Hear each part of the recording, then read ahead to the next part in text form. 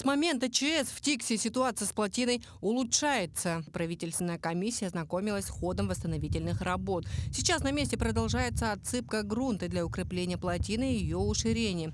Отсыпано свыше 5000 кубов, работают 6 единиц техники, самосвалы, погрузчики и виброкаток.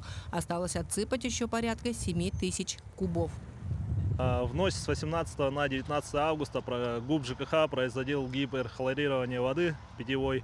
Ограничений водоснабжения нету, опасности для населения нет. Все объекты ГУП ЖКХ работают в штатном режиме. Помимо восстановительных работ, здесь рядом с местом обвала установят сезонно охлаждающие устройства. Сегодня, после тех работ, которые превентивно будут сделаны, нам все-таки необходимо принять техническое решение. Это не проект, а техническое решение. Все-таки установить сезонно охлаждающие установки для замораживания того растепленного участка, который мы сегодня видим. Но это не говорит, что фильтрационную работу совсем прекратятся, но уменьшение фильтрации, замедление фильтрации будет однозначно.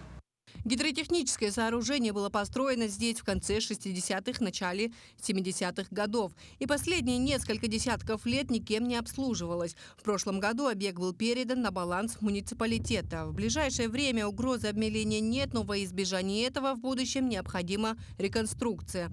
Дмитрий Садовников поручил на этой неделе отправить проектную группу в Тикси для разработки технических решений. Работать максимально, изучать и находить пути выхода из создавшейся ситуации.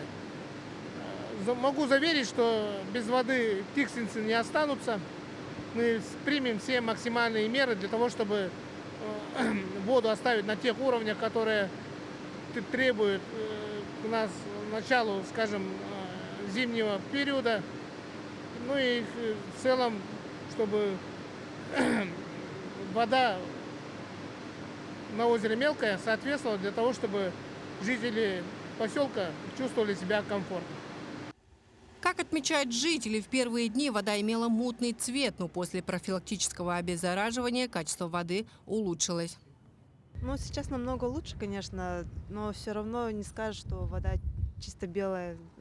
Мы это как бы с тревогой на самом деле эту информацию восприняли, потому что это озеро единственный как бы источник, который снабжает поселок.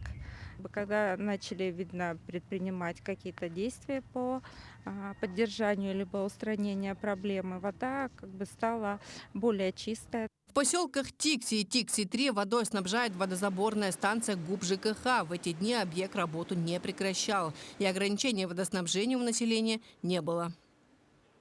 Проводятся работы по гиперхлорированию воды, то есть обеззараживанию.